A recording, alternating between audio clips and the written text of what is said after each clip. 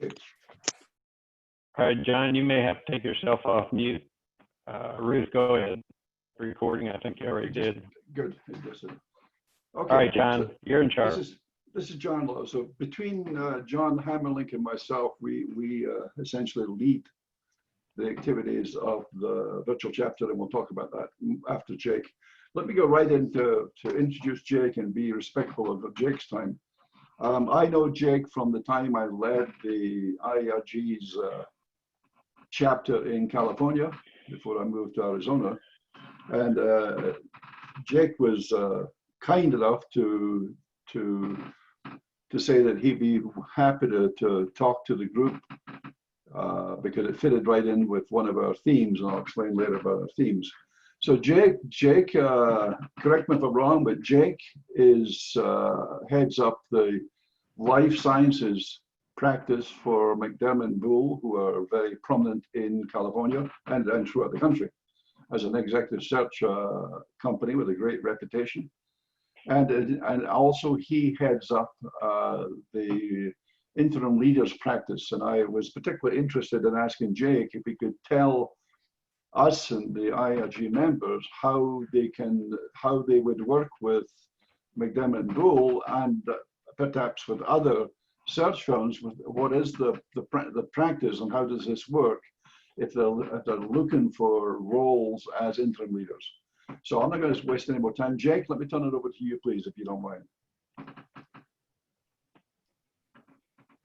Jake? Are you there, Jake? I put him on mute. Let's see if we can get him off here. You know, it's amazing that I probably do 6 or 7 Zoom calls a day, and I still remember, I forget to remember to turn off the stupid mute button. Anyway, apologies, guys. So listen, first of all, John, Ruth, thank you for setting this up. Really appreciate the opportunity to talk to everybody. Let me give you a little bit of my background so you kind of understand where I'm coming from and my thought process and some of my questions that'll come to you. My background is I started out a classically trained marketing guy and started out in sales in the paper business, and very quickly with an attempt to get as close as I could to what I originally attempted in school, which was medical school. I ended up becoming a medical device guy and spent the next 30 years in life sciences going through a progression of roles with Allergan, Medtronic, and others, but basically ended up as fairly early on as a C-level leader doing turnaround work more than anything. My background is obviously I spent a ton of time in the operating room, spent a ton of time overseas. I've actually lived in Japan, I've lived in China, I've lived in Korea, South Africa, France, Germany, and spent significant time in pretty much everywhere else in the world. I've been responsible for business on all the continents with the exception of Antarctica. So that's about it. But where I've gone in my career is I've done a couple of major turnarounds for Allergan, and then a very significant one, about $700 million business for Medtronic, and then I retired. And basically I had 4 kids, and my wife just said, hey, you know what, it's time to, get to know these kids of yours, because I had been traveling overseas literally 3 weeks a month, every month for over 20 years, and just decided it was time. So I retired, and within about 3 weeks, my wife said, you need to find something else to get you out of my house, because, a little too much togetherness after all that traveling was just a little too much. So eventually, after about a year and a half, I started a consulting business and started doing turnaround work on basically a project basis for my friends who would call and say, hey, you can imagine Van der Zand, and I have a nickname of VZ. So they would call and say, VZ, here's the deal. I've got a problem. I need some help. I don't know who to call. I know there's consultants that do this, but I know you know how to do this, and you know me. Can you come work with me? And that happened for about 2 years, and it was great. And I did a number of smaller turnarounds, ended up with a company out of Israel called Luminous, then another one for another friend out of Japan called Hoya.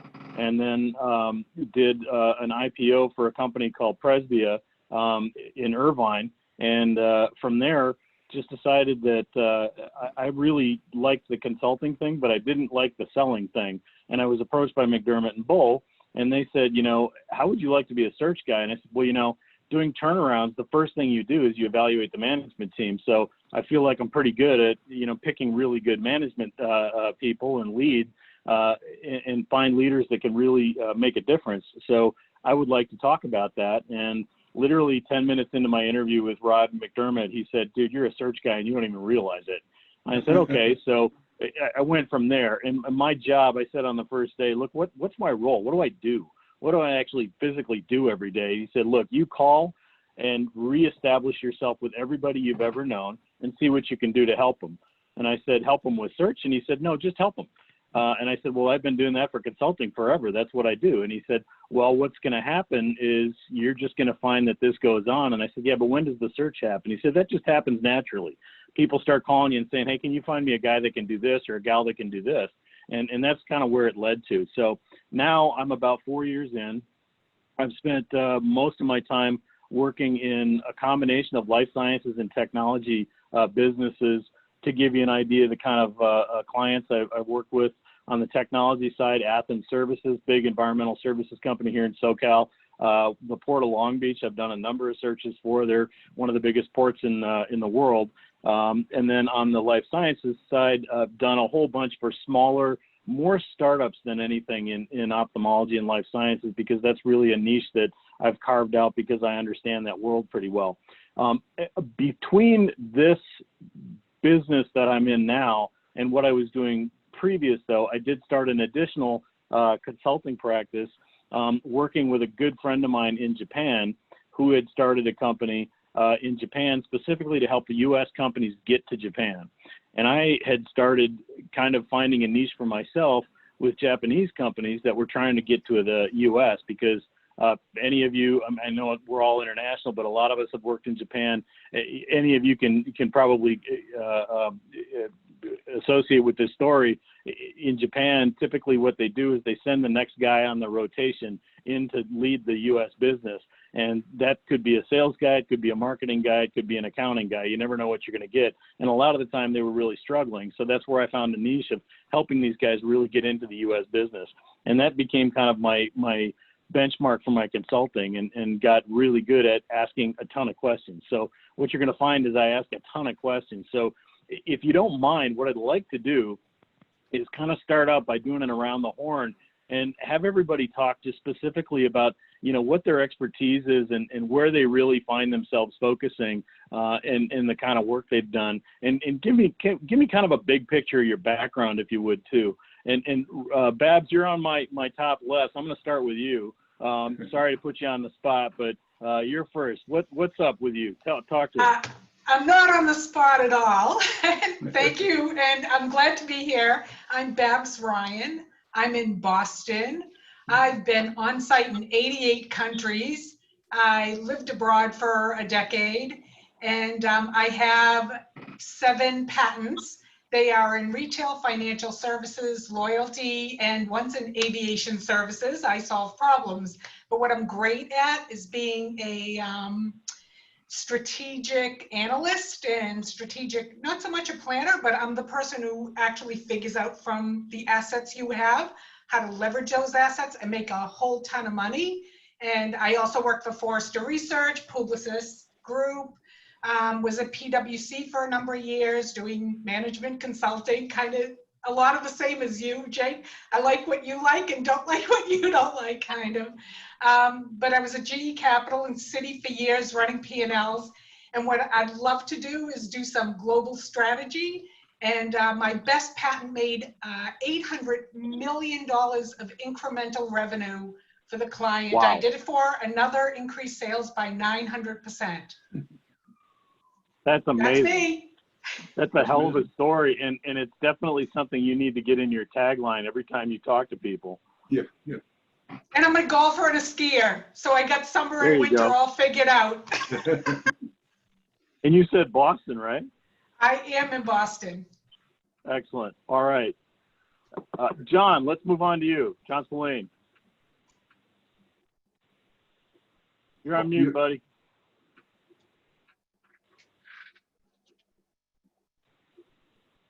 There. Is that better? We got you. Perfect.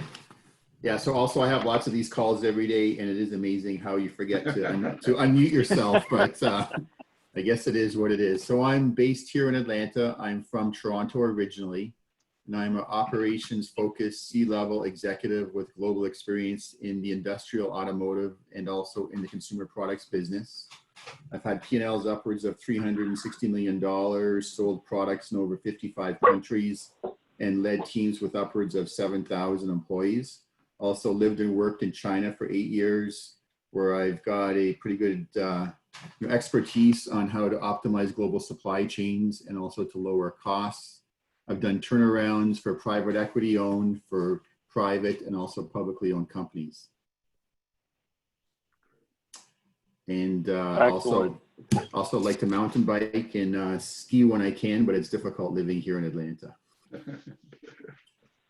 Yeah, I imagine the skiing would be a little challenging. Guys, I have to apologize. I have a service dog here that is still being trained, and he happens to be a little more vocal than the rest of my children, which is why I'm in the garage. I've got 5 kids, so it's a little challenging to find a spot where I can work without interruption. Anyway, well, John, welcome. That's a great story. Xavier, how about you? Hi, thank you. Nice to be here. So my name is Xavier Lederer. I'm a business coach. I'm originally from Belgium. Over the past 20 years, I've helped companies grow in the food business, e-commerce, and energy business. Typically by working on the sales and marketing aspect of things, but increasingly over the past few years on the management aspect of the business. I've done turnarounds of food businesses to help them turn around the sales decline into a profitable sales growth.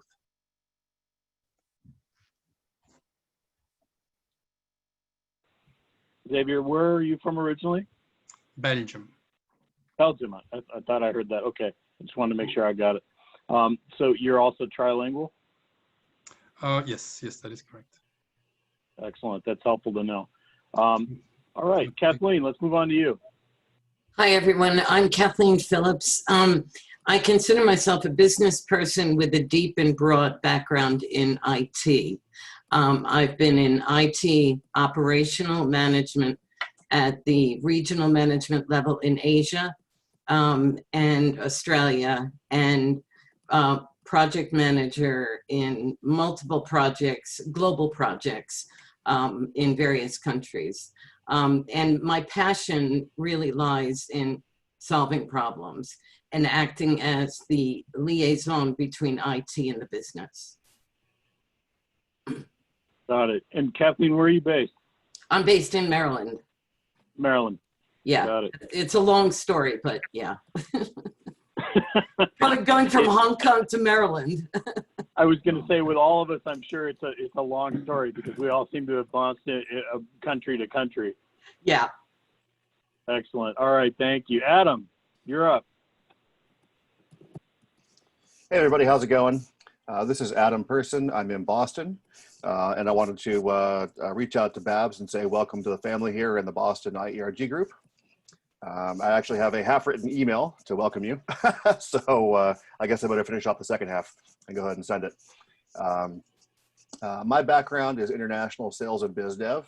I'm the pointy end of the spear when you want to enter a new market.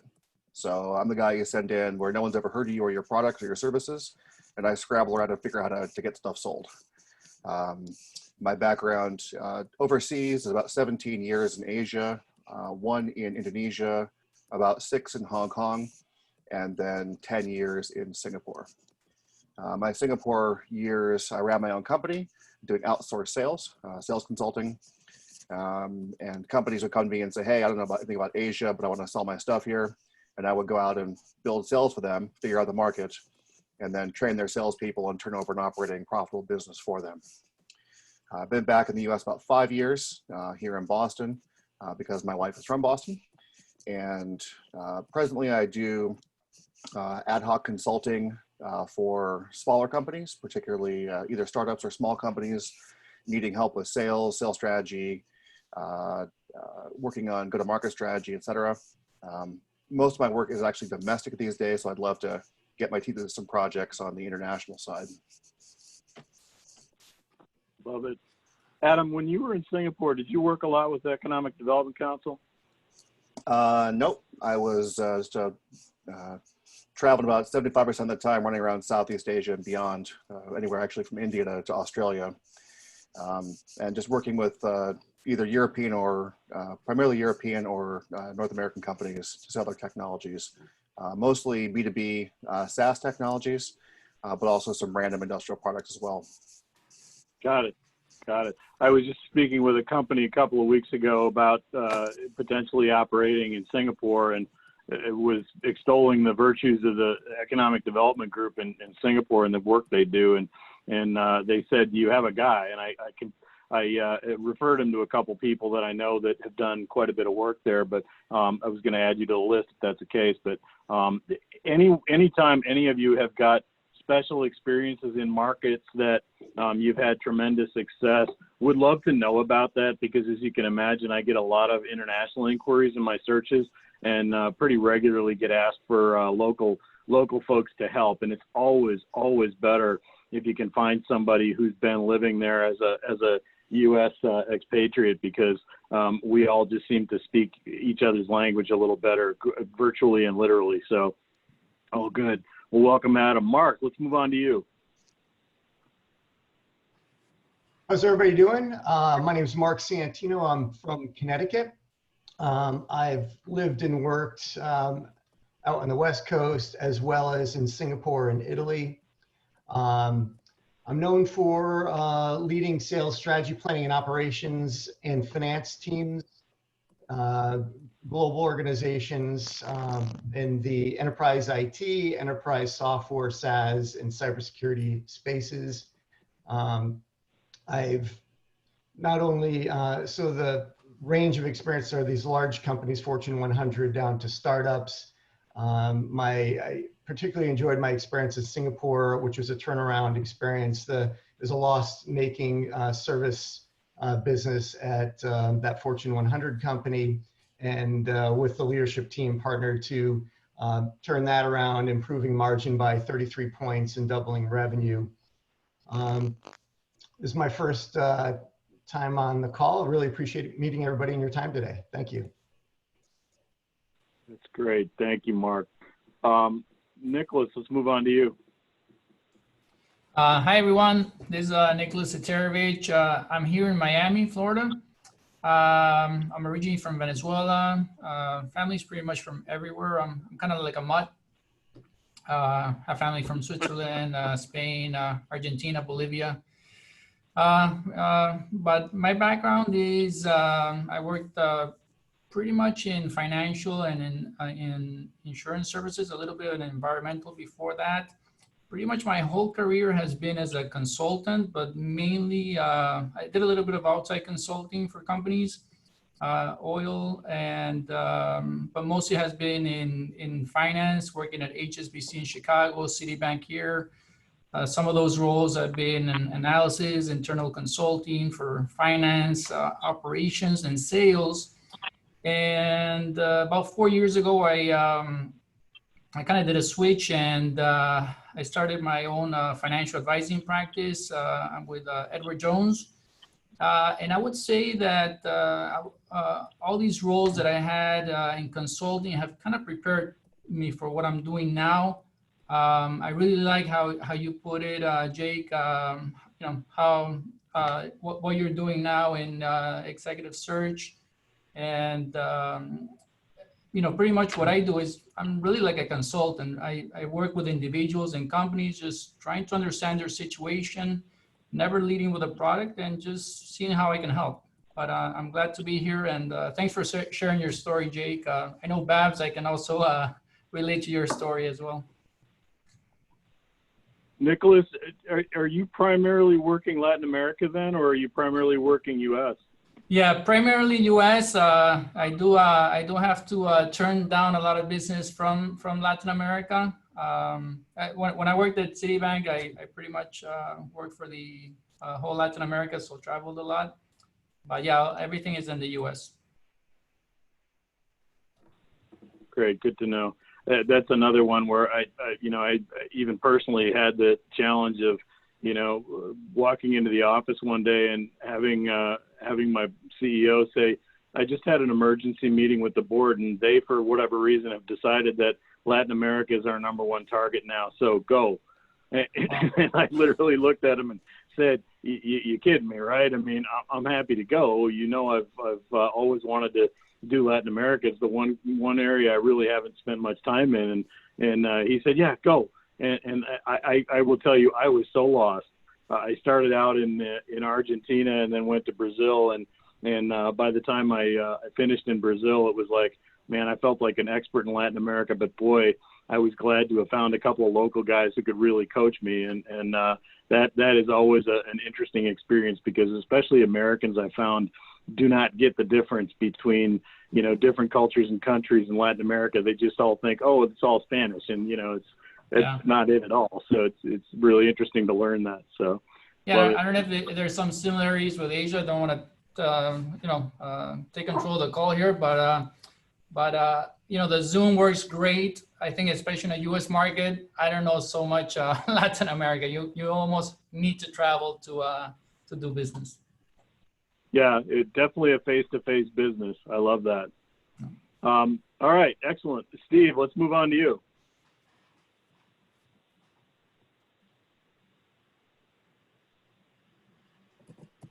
I grew up in Sweden, and I was the only Steve ever around. And here, I never know who, when they call on Steve, if it's me or somebody else. But it's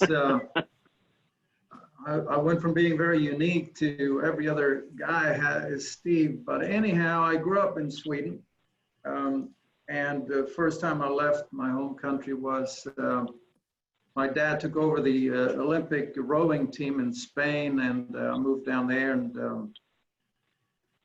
and actually was Spanish champion there a couple of years, and then moved back to Sweden, but ended up living all over Europe, going to school, went to school in the US. Thunderbird was one of them, somewhat known in these circles. I think half of the people on this call went to Thunderbird, and went to work with the Coca-Cola company after that.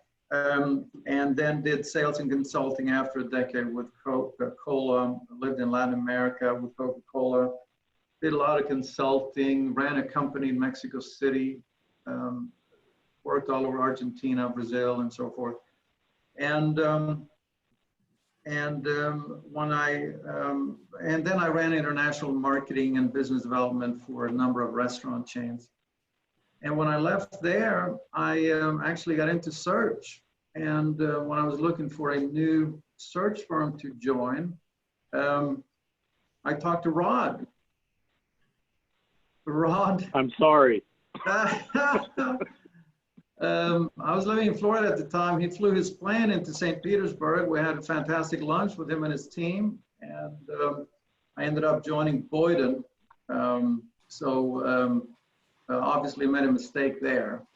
Rod is a great guy. So you're with a great firm, but I know the firm very well and know Rod. So I've been in search for 8 years, and I'm a co-founder of one search firm, and currently with Boyden, focusing on consumer retail and life sciences, as well as private equity and venture capital. So that's, and spent a lot of time in Latin America, like I said, and all over Europe, and never lived in Asia, but traveled over there quite a bit, especially Korea, Indonesia, and Hong Kong. So, so that's the story.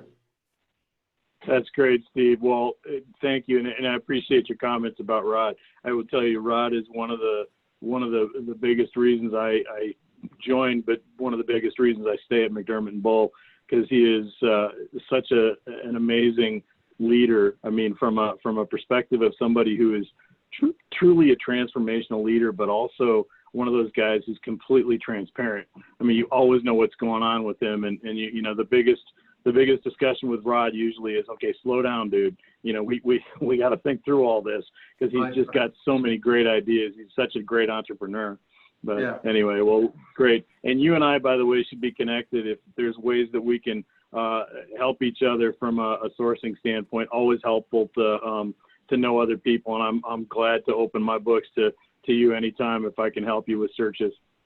Yeah, that'd be fantastic. And just to make the parallels even more concerning here, I actually part of a consulting group that helps organizations launch products here in the United States, primarily from Europe. So, you know, I'm going to stop there. Otherwise, they're going to start thinking we're brothers.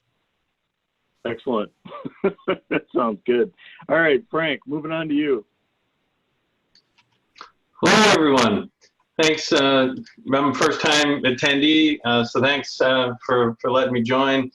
John Karn and John Love both recommended I attend this, and I'm eager to hear from everyone and network more. So I'm Frank Wittenauer. I'm a global talent technology leader based in Monroe, Connecticut. I basically optimized those people processes and those enabling technology systems. So basically the tech really just locks in those people processes. And it makes a better experience for the candidates, the employees, the managers, the leaders, and that's the part that's really exciting to me.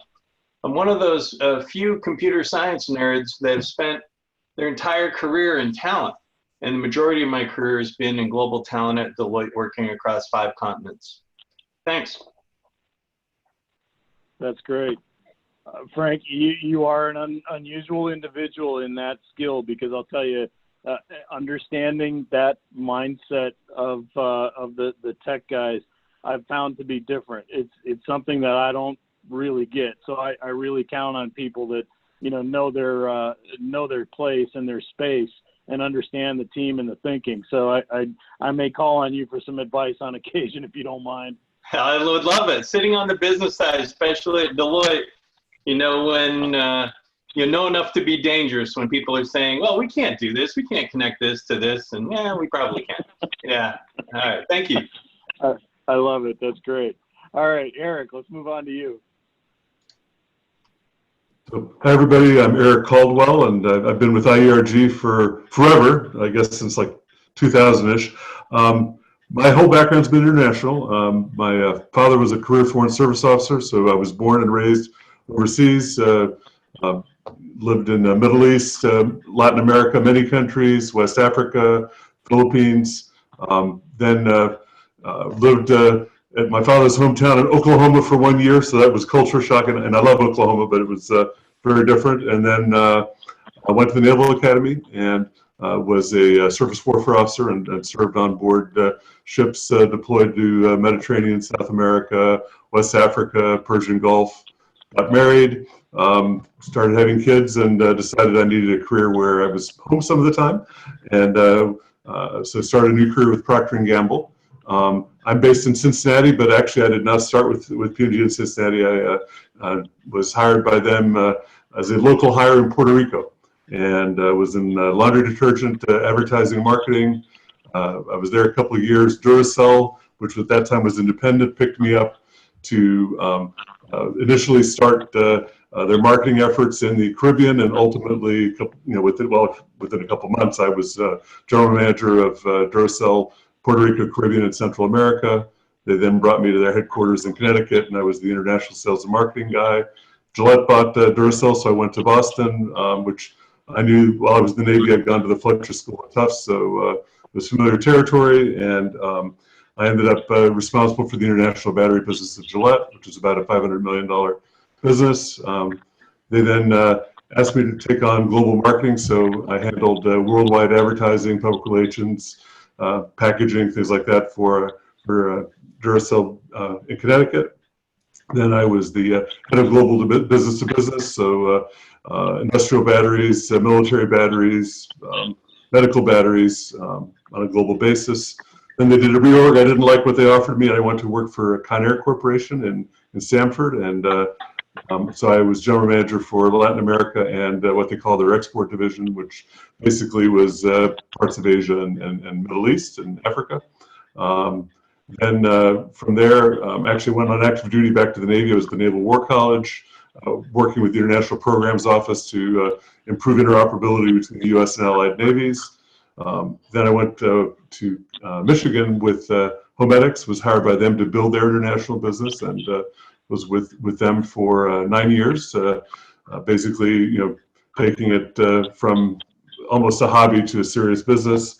Then I went from there to a smaller company that you probably never heard of in Chicago called Honey Can Do, home organization and storage products, and my role there was to build out their international business. Did that for about 3 years, and then last 2 years I've been consulting on my own, basically helping companies in 2 areas. One is the international expansion, distribution, trying to figure out whether what they need to be successful, if they're able to be successful, and then also I picked up along the way a lot of how do you go from internet only to brick and mortar. So I've been helping some companies with that area as well, and that's pretty much it. Excited to be part of this group and to get to chat with everybody.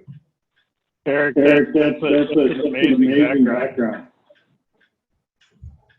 One thing I want to start by saying, hey, thank you for your service.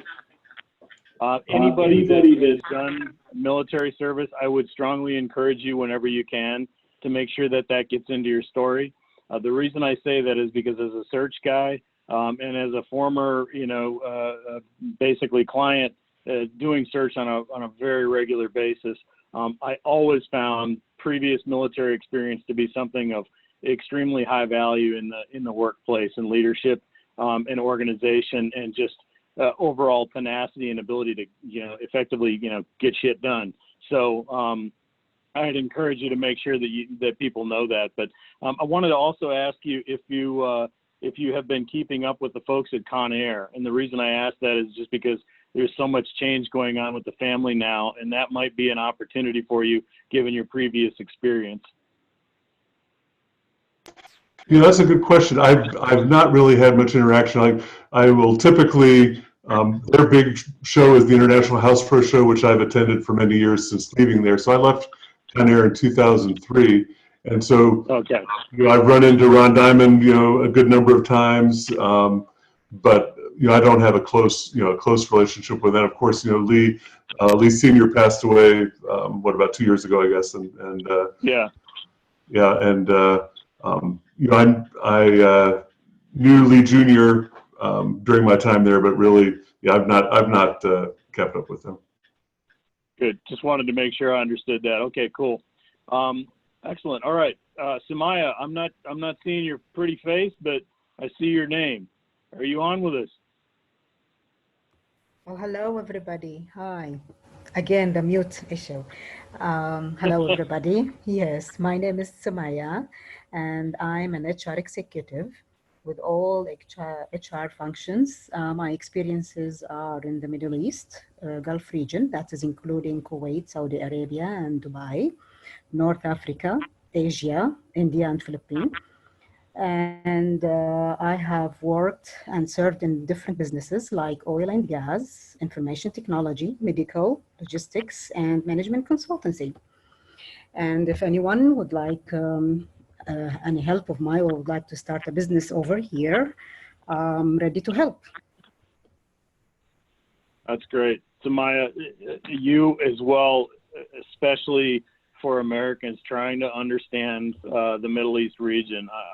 I got a tremendous education over a period of about 10 years working in and out of Dubai and throughout the rest of the region based in Dubai. But I'll tell you, the misunderstanding and the amount of change that's happened in the Middle East region has been just amazing. And I've got so many companies that I've spoken with that I just want to remind all the time, hey, look, this region is one of your most potentially profitable areas that you can go to, because there's just so many consumers that are hungry for Western products and for outside products. So great area. I would love to connect with you as well, just because I'm getting more and more inquiries into the Middle East based out of my our European practice, who I work pretty closely with. So let's definitely connect on LinkedIn, and the rest of you as well. I mean, if there's any way I can be of help to you, I definitely want to do that. So please connect with me on LinkedIn. I always tell people, don't connect with people on LinkedIn unless you know them. I'm a little bit unusual in that, and because of the role that I carry, but so I'm connected sometimes to people that I don't really know. But if there is somebody that I'm connected to, I'm always happy to give an intro to somebody based on my connection. So please count on me for that. Wayne, let's move on to you. Hi, Jake and everybody. How are you? Yeah, so I am a consumer packaged goods, or actually I said more broadly, consumer goods marketing executive. I've worked at some top tier companies like Unilever, Campbell Soup Company, Diageo, and most recently Pernod Ricard, which is the second largest global spirits player. And at Pernod Ricard, I led the large whiskeys and cognac portfolio, which was a lot of fun. It's about $500 million in sales, $100 million in marketing budget, so a sizable piece of business. Extremely successful portfolio with some of the best performing market leading brands in the industry. And more recently, I am an interim CMO. So I've had some fantastic engagements from medium to small companies. Funny enough, Conair just came up in a conversation a couple of minutes ago. I was actually brought in a few years ago by Lee to lead a new business venture as a senior level marketing consultant, which was a lot of fun. Great company. I really loved the time I was there.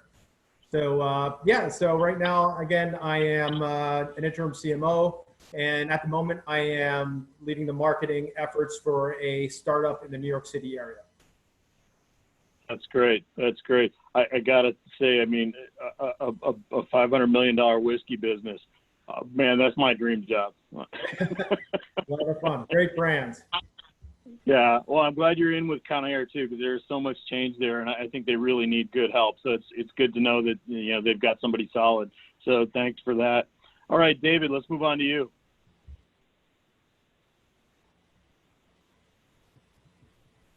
Sorry, I was on mute. My name is David Chang. I'm a finance executive with 20 plus years of experience in the financial industrial sectors. I've worked for Fortune 500 companies such as GE and Assurant in various finance roles, including VP of FP&A for a $3 billion division and CFO of a global GE capacitors business with locations in Finland, Mexico, Brazil, and here in the US. Most recently, I was the CFO for a PE-backed financial services company in Napa, California. Originally from Taiwan, I have worked and lived in Hong Kong, Beijing, Shanghai, Tokyo, and Copenhagen. Currently reside in the San Francisco Bay Area. Got it. Excellent. Perfect. All right. John and John, do you want to give some intros?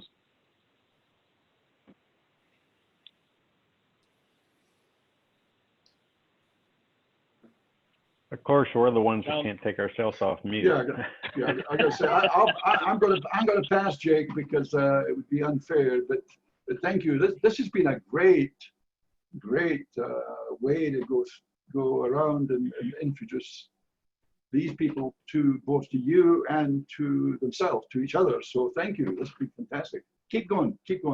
But I don't need to tell my story at this point. All right, John Hammerlich, you want to say a couple words?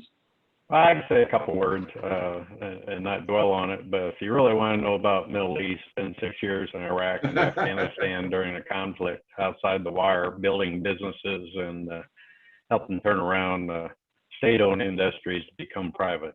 But that's all I'll say about that.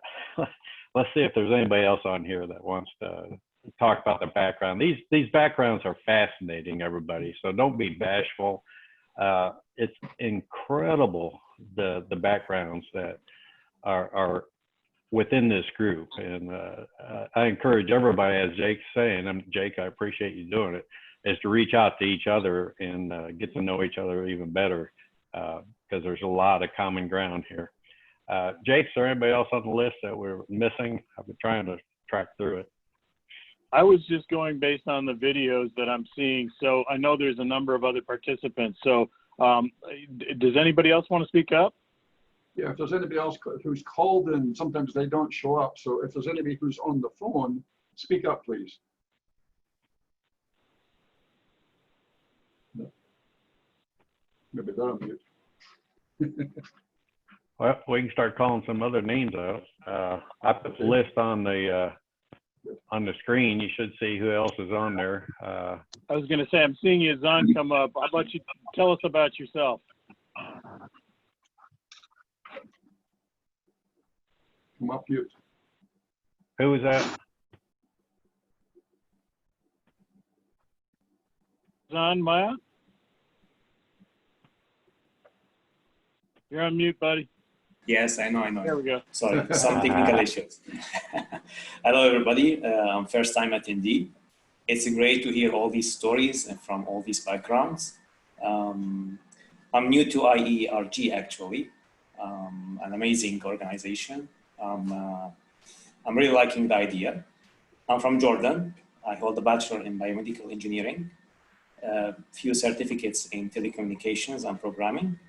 So I started my career as a technical guy in Jordan, then a few years in Brazil, Colombia, lately in Qatar and Kuwait, and who knows next year where. The last few years I've been working on healthcare projects. The last 3 projects are $500 million plus dollars. The last package I'm handling is around $120 million. However, in the last couple of years, I've been trying to start my own thing. So I started as a consultant for one startup in Qatar, not as a partner, just as a consultant. They've been doing great. And right now they are selling the company. Starting from January, most likely I'll be starting my own company. I'm already in having a few discussions and negotiation in a negotiation process with a few people interested in funding the startup, and that's it. If anybody is interested in doing anything, Latin America, Middle East, you are most welcome. That's great. Welcome, Yazan. I'm going to say too, you know, Yazan brings up an interesting point, and I think everybody should be kind of tuned into this.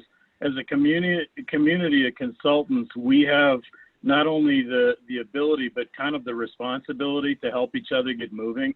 And the reason I say that is because I'll tell you guys, I had so much help when I was trying to figure out how to be a consultant.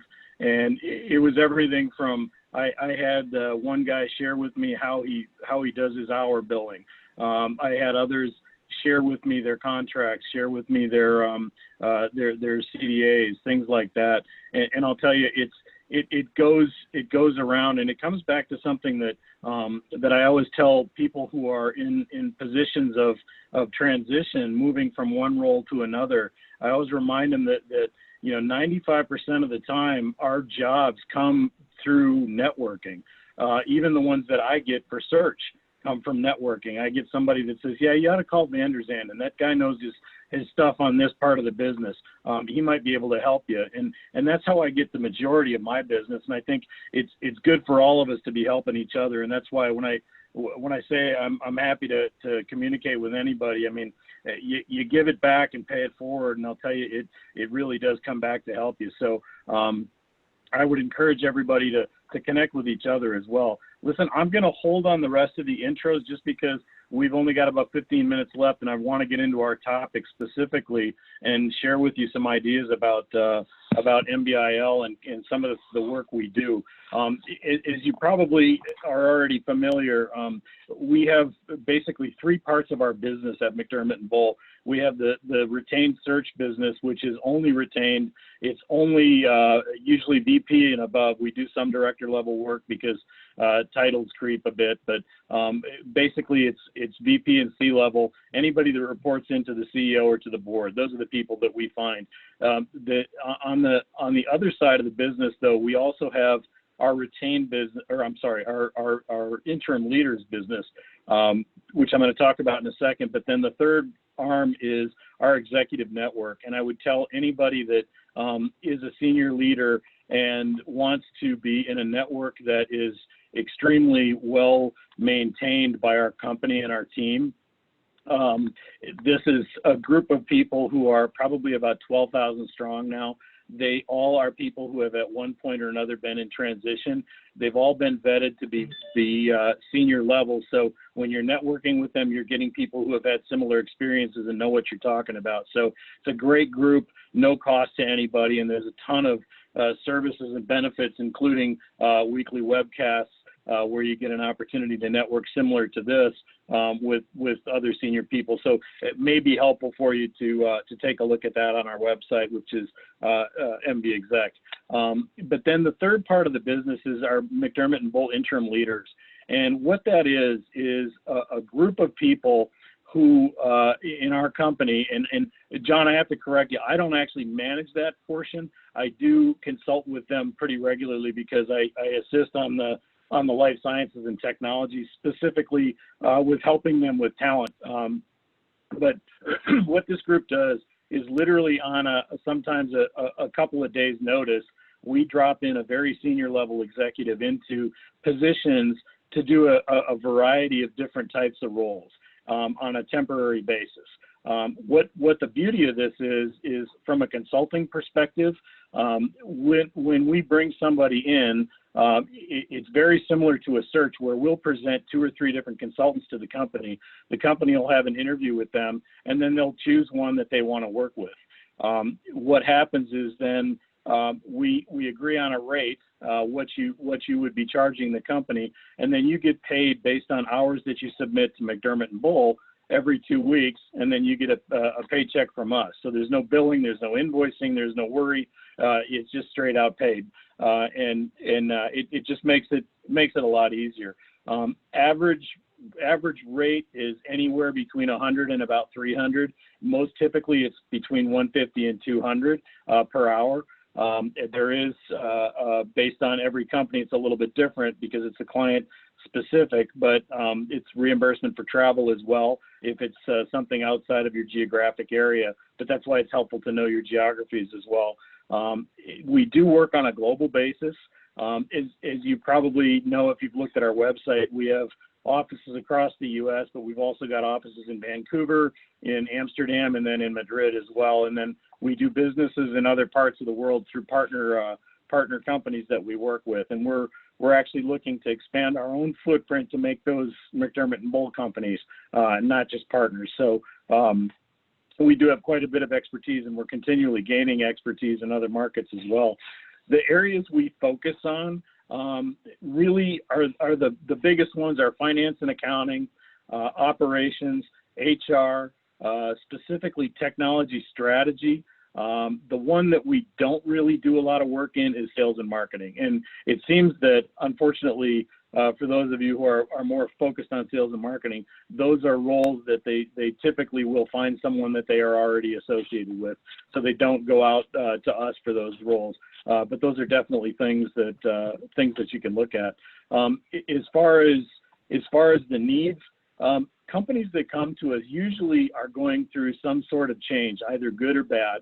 We always use the example of, a maternity leave or an illness, especially when you get to senior people. You have a CFO who's suddenly going through prostate cancer, and that person needs to back off, and we need to put somebody in their place who can step in and literally on a very, very short notice, sometimes a couple of days, really assume control of the team, make sure things get done.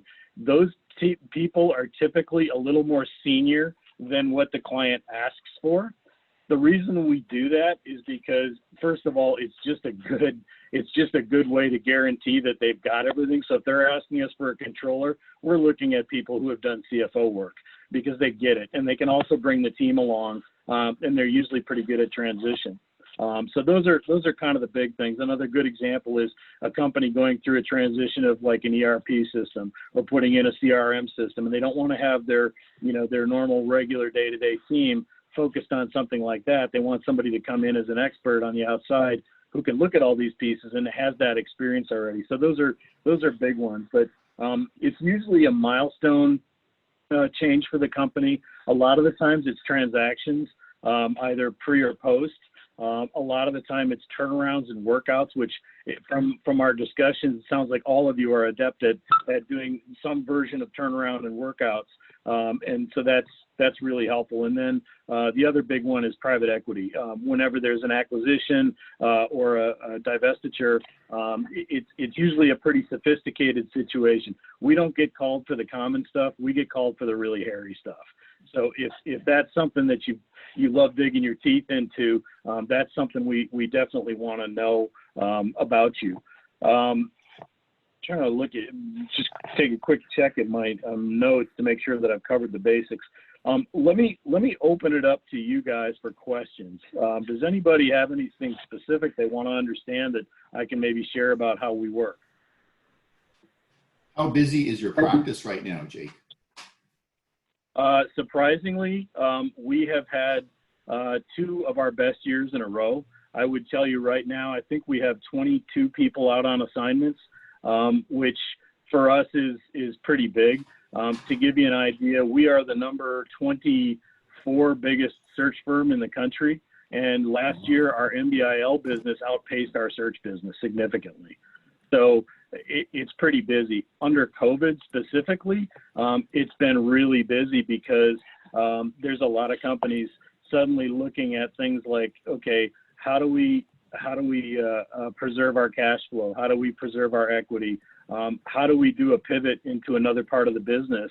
And at the same time, keep our hands on what's going on. Lots of HR questions right now. And I would strongly recommend our HR folks and anybody that's got an interest in touching those areas to really educate yourselves on the sustainability factor of getting people back to work at the office.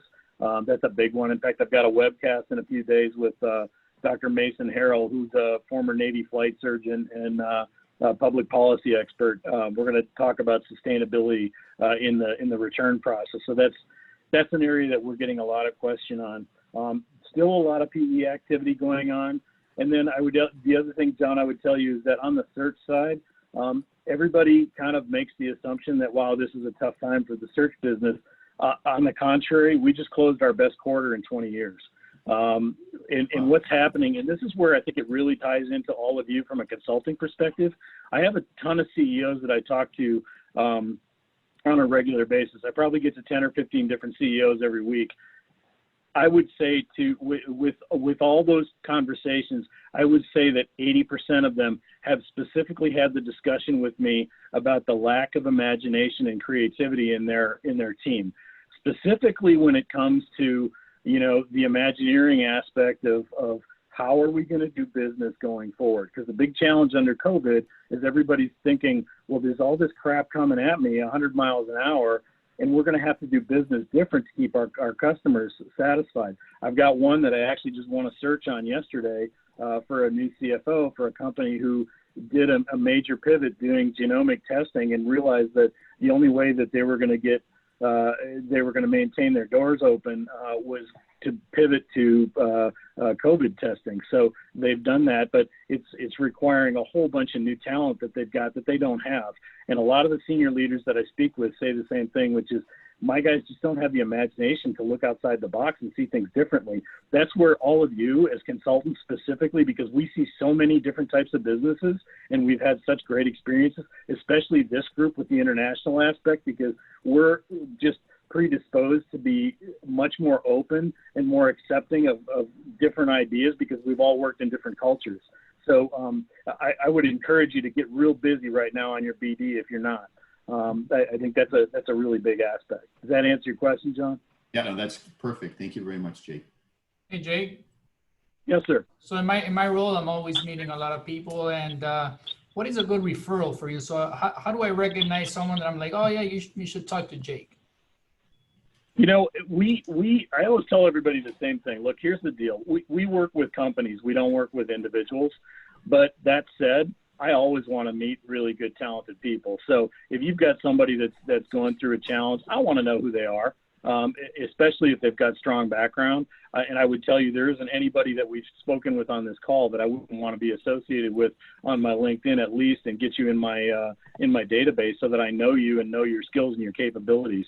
The big ones for me really are private equity, because I just naturally love private equity because they don't give a crap about the fees and the amounts, and we're expensive.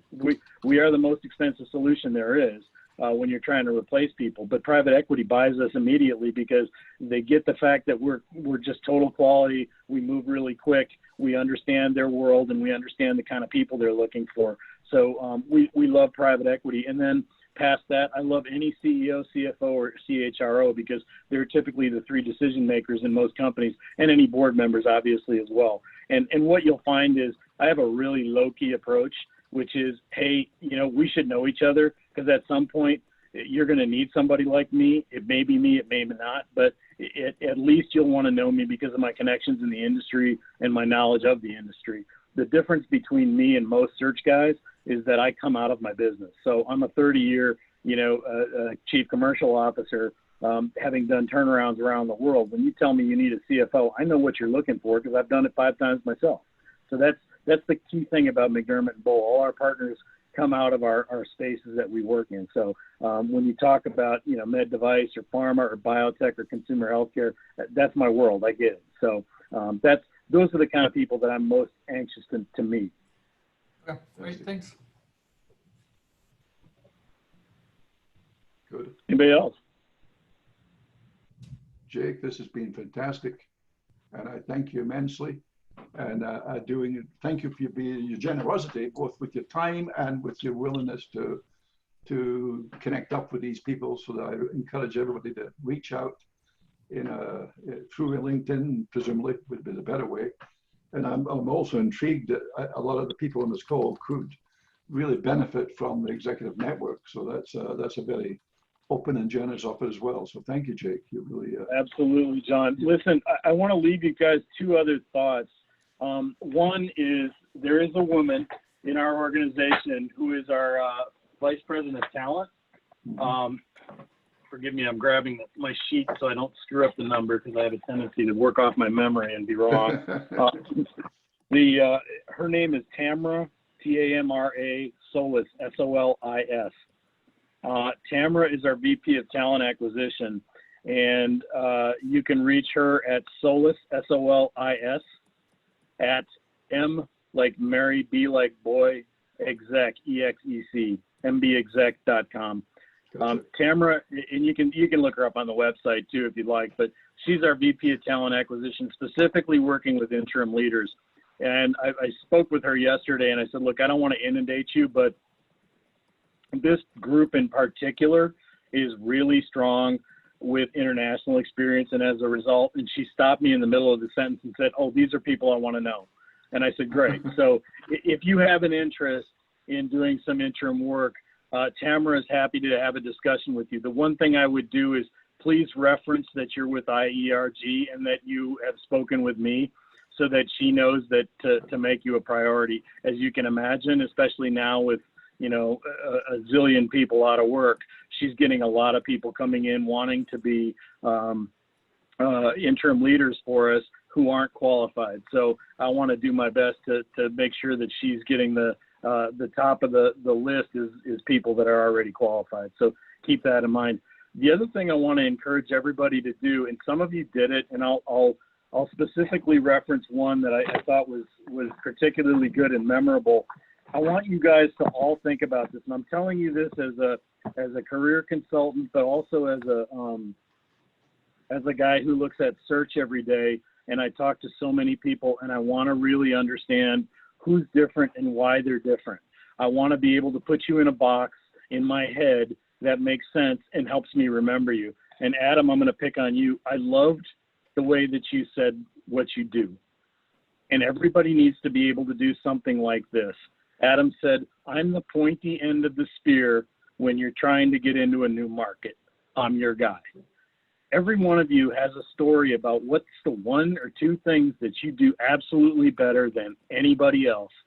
For me, it was, I always said, I'm the guy that will walk into any market and help you understand how to do business better. Adam, yours was so much better than mine. That is one of the things that I would encourage you all to kind of figure it out. Call it your tagline, but call it the one thing. I'm a business builder. I'm a creator of new businesses.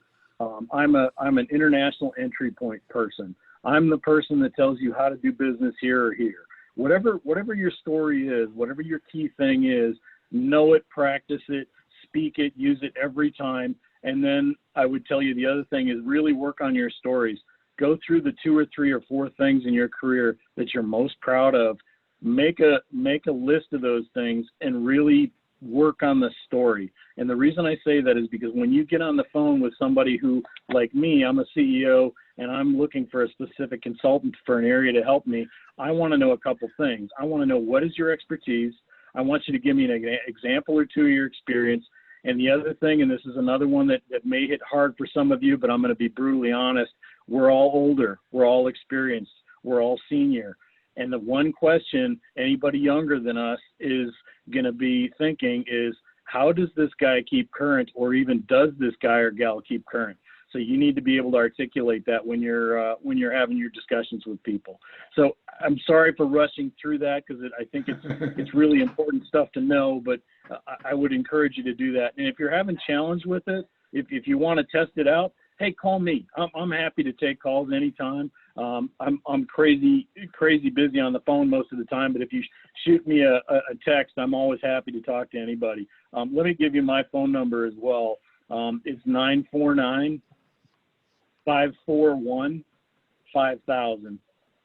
And that's my mobile. And as you can imagine, with my kind of role, I'm on the phone all the time, but I'll always call you back. So anyway, I wish you all a fabulous day. Thank you for letting me be a part of the group today. And I look forward to more discussion. Excellent. Thank you. Thank you so much, Jake. Thanks, Jake. Outstanding and really practical and down to earth. So thank you. I'll be in touch later, but thanks. Thank you so much. Yes, sir. Thanks, John. Talk to you soon. John, thank you too. And Ruth.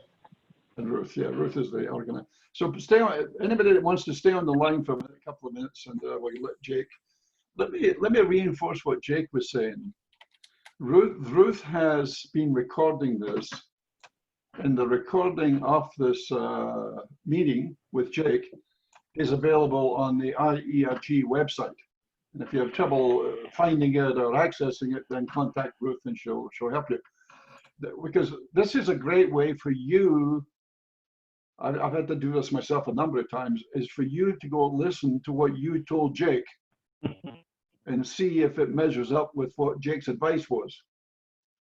And you remember how in the old days with the outplacement guys, they used to videotape you and then play it back, and it was a pretty revealing experience as to how you project yourself.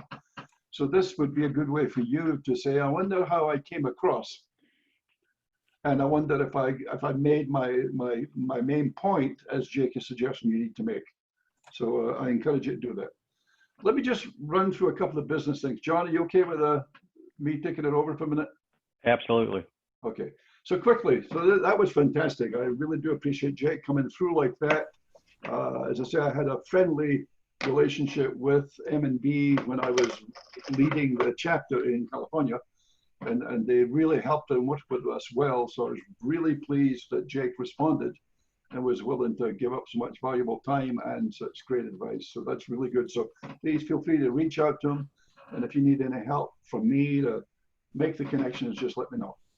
So let me just reinforce something I sent out to the group a couple of weeks ago.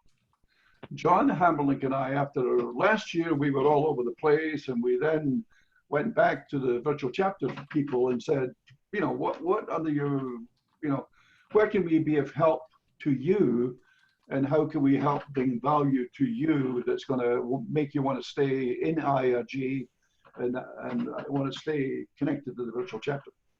So we developed 3 main themes, and we've been operating these themes for this year, and we're going to continue operating these themes for next year, because it does seem to resonate.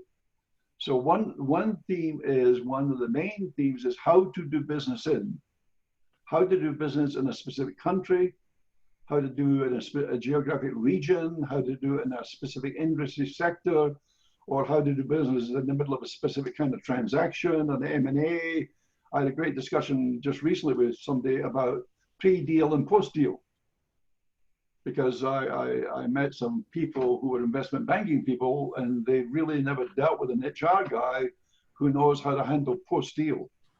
They know how to do the HR due diligence beforehand, but they haven't worked with a lot of people who know how to implement the acquisition, do restructuring, work out who's the right people to keep on the team, etc.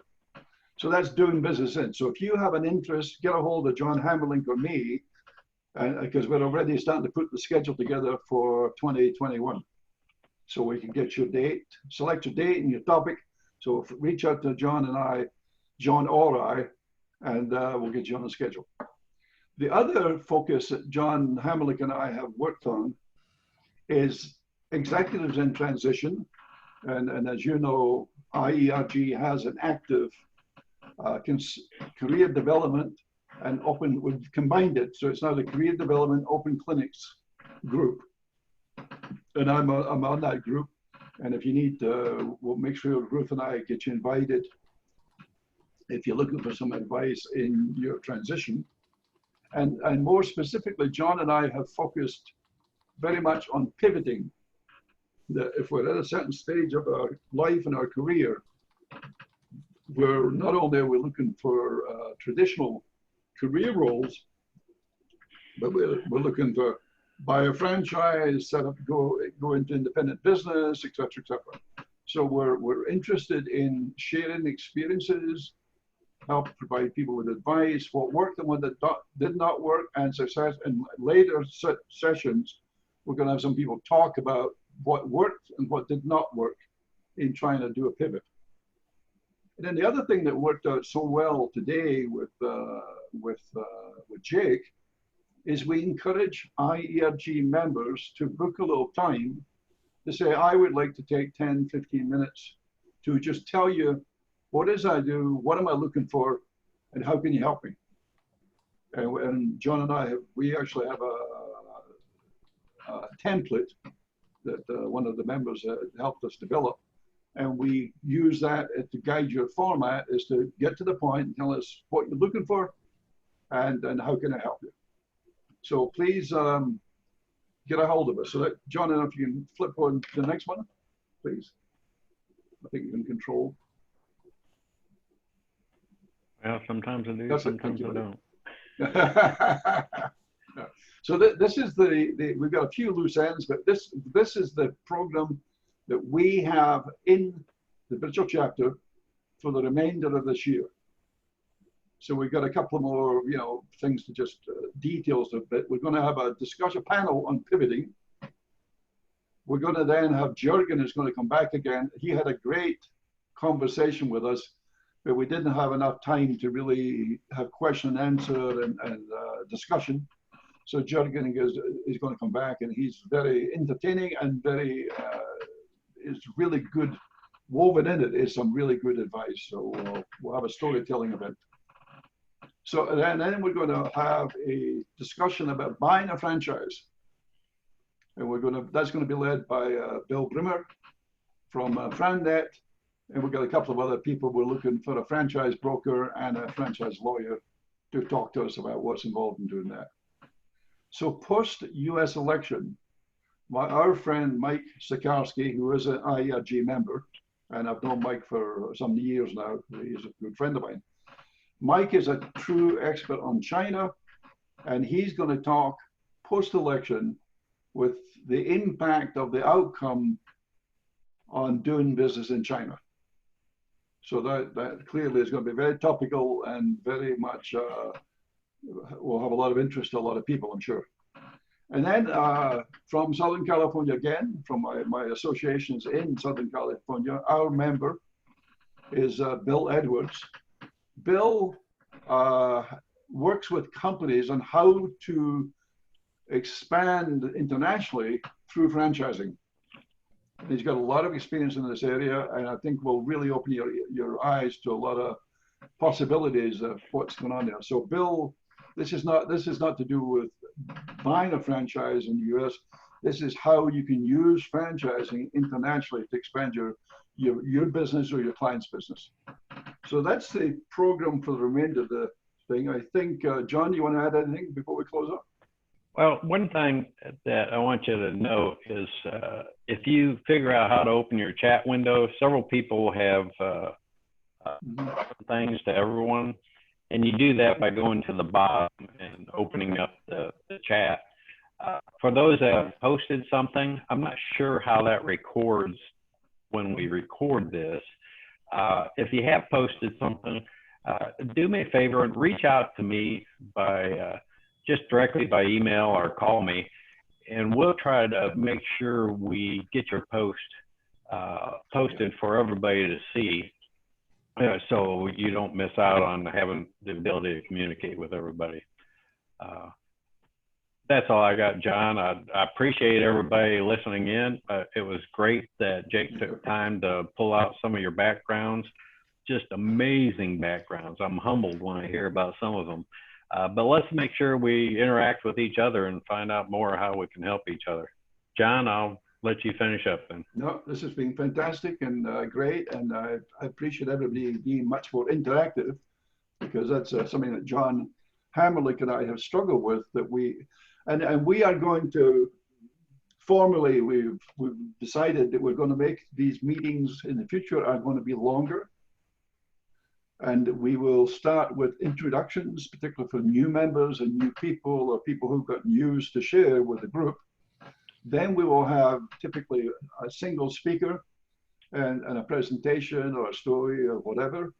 And we want to allow more time for this kind of interaction and questioning and less of the lecture format and more of the discussion format.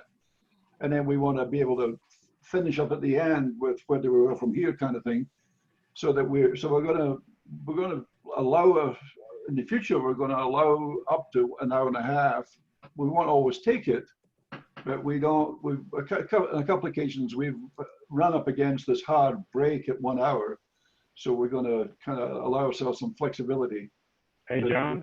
Yeah. One of the things I'm already forgetting about, there's several people that have open mic, Nicholas, Kathleen, the other John. Does anybody want to give us some feedback? Anybody have some questions about what we're doing? We're open to hear from anybody at this point in time.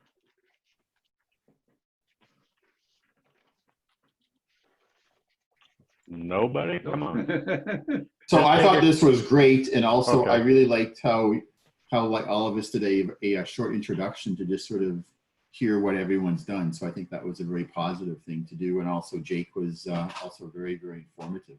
Yeah. Yeah, I'll piggyback on that too. I think a lot of us attend a lot of Zoom meetings. I think we're all zoomed out, and a lot of the times we don't get to introduce ourselves. It's nice to get a better feel for each other. And this is Babs. I do want to give feedback. This was amazing. I am in awe of your backgrounds. I miss living abroad. You're making me miss it even more. And please reach out to me if I can help you in any way. I will do that or connect you with anybody I know in any of the organizations I've been with or any of my former clients. Babs, thank you. Yeah, this is Mark. Babs invited me today, and this was just an exceptional meeting. It was great to meet everybody. I'll send you all LinkedIn requests. I'm going through a career dynamic where my company, my employer got hit pretty hard as well with COVID, had a limited restructuring, and I'm looking for a new role and also starting up a consulting LLC as a placeholder. But if there's anything I could, and any connections that I have that can help connect some dots for folks, definitely let me know as well. But really appreciate the invite. Babs, thanks again, and great to meet everybody. I hope to see you soon. Great. Well, Mark, feel free to reach out to us, and maybe we can make sure you're connected with everybody. Somebody else, go ahead. Yeah, this is Kathleen. I'd like to say, please reach out to me as well. I'm in a similar position as Mark, where I finished my previous role in April, and I'm just hanging out a shingle right now as a placeholder, trying to develop my own consulting business. But if I can help anybody in any manner, please reach out. Good morning. Hello, everyone. My name is Leonardo Esquea, and I'm recently being granted the membership of the group. And this is actually my very first meeting that I attend via Zoom with the group. And I'm very happy with what I heard today. I want to say thanks to Jake for the presentation and the information that provided. I think is very helpful.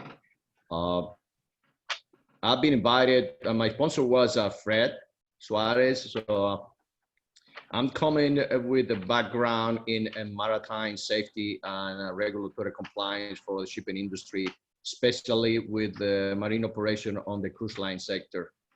Oh, wow. So this is what briefly my background is. So I'm really excited. My last post was a port captain for one of the major cruise line in Miami area. I'm basically in Miami, original from the Dominican Republic. But I moved to the state at a younger age.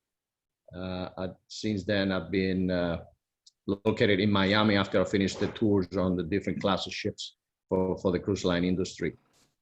So again, thanks very much. Happy to be here. Thanks for those who have, respond to the email that was sent out by Fred the other day for the warm welcome. I'm excited to be part of the team. Welcome. Okay, I'll say something. Kathleen put something in the chat window. It says each person can save the chat by selecting the ellipses to the right of the to field. So let's see. So, okay, I see what you mean. Down below where it says to everybody in the pile, and then there's ellipses, you do save chat and it saves it all. Yep. Great. Thank you for that advice. I want to say, I apologize for I realized that my camera was off for most of the time. I'm doing the meeting through my tablet today, and it's different formatting. So yeah, no problem. Good to see you. Anybody else? This is David Chang. I'm not a member yet. I was invited to. You will be. I was invited to this session by John. My interview is tomorrow, so I look forward to becoming an official member before the next virtual meeting. In awe with all of your experiences, and thank you for having me as a participant in this session. I look forward to connecting with you all. David, you're very welcome. And David was introduced to me by a good friend of ours called Linda Horner. And some of you may know Linda. She was out in the UAE for a while, and then she was out in Thailand, and now she is back. I think she's in the David, she's in the Baltimore area now, isn't she? Yeah, Delaware, yes. Delaware, yeah, gotcha. So feel free. Linda's been fantastic in providing us with job leads, particularly in the financial area. So feel free to contact me, and I'll put you in touch with Linda if you want, because she's holding down a full-time job, but she gets to know a great finance CFO job leads. Good. All right. I think we had a successful meeting, John. All right, well, thanks, everybody. I'm going to have to save the chat again because there's more. But that's great. I appreciate it. Thanks for the advice. Well, I'm going to sign off. I've got another meeting to go to, but man, a great meeting. Appreciate everybody showing up. Yep, thank you. A great way to meet. Thank you, everyone. Thank you. Thanks. Okay, take care. Stay in touch. Bye. Bye, everyone. Have a wonderful weekend. Thank you. Thank you. Thank you all. Yeah, take care. Thank you. Bye. Bye-bye. Javier, nice to see you. Okay, John. Okay. I'll try to wrap. That's a wrap. I will delete. Okay, this is.